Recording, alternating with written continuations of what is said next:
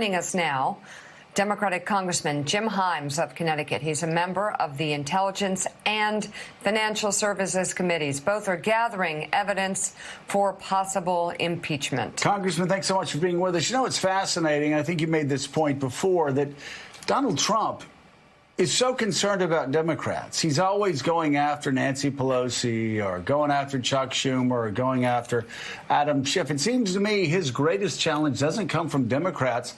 It comes from White House insiders who have simply had enough. Yeah, that's exactly right. I continue to scratch my head. I mean, look, I'm in the room on the Intelligence Committee, and you know, I kind of feel like we're the outfielders, you know, just catching a constant stream of pop flies that come out of the White House.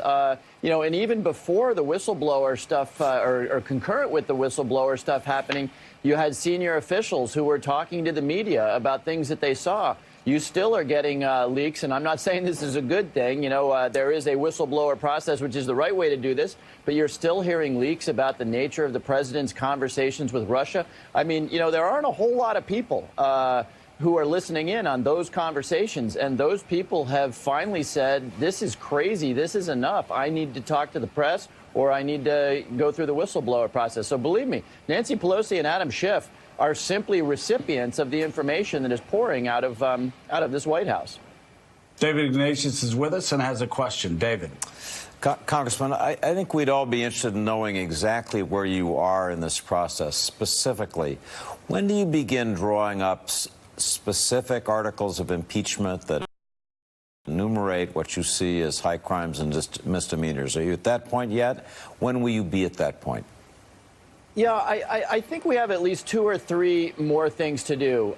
Number one, we need to learn more about what exactly was done within the State Department to visit retribution on people who weren't on the Giuliani train. And so, in fact, we will be talking to Marie Yovanovitch. She's the former ambassador of Ukraine who was relieved of her duties allegedly because she didn't go along with this mad escapade that apparently Giuliani was running. So, look, if a professional ambassador was fired because that individual, that ambassador, didn't do the bidding, the political bidding of the president, that in and of itself is a very, very serious scandal.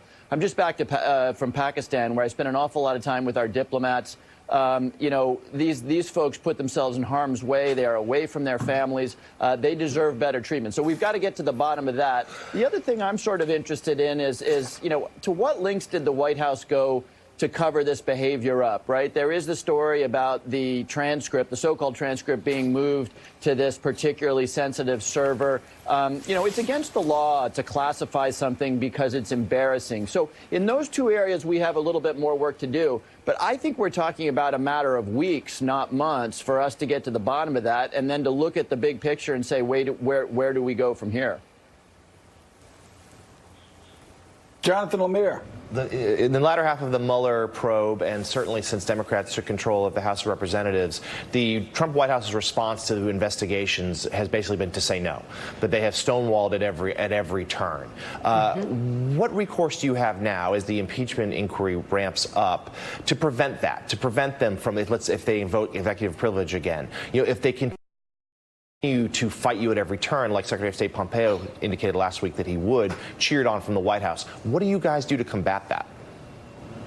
Yeah, that's a really good question. And look, one of the lessons learned and one of the things we will need to repair in our government is the realization that when a president decides that he's simply not going to cooperate with Congress, you don't have a rapid remedy. Now, every American who's been through 4th grade civics knows that we have co-equal branches of government that are checks and balances on each other. If the president just says no, and this is new, right? I mean, presidents have always resisted congressional oversight. They've dragged their feet. There's always been a little bit of a dance there. But simply saying no, or doing what this president does, which is saying executive privilege covers people who never even worked for me, who never talked to me or gave me advice in the White House, to have this notion of executive privilege that is beyond anything we've ever seen before, those things are going to need to be addressed. And it may be that, you know, you have some process in the courts where Judges are required to move overnight on attempts by the White House to keep stuff secret from the Congress.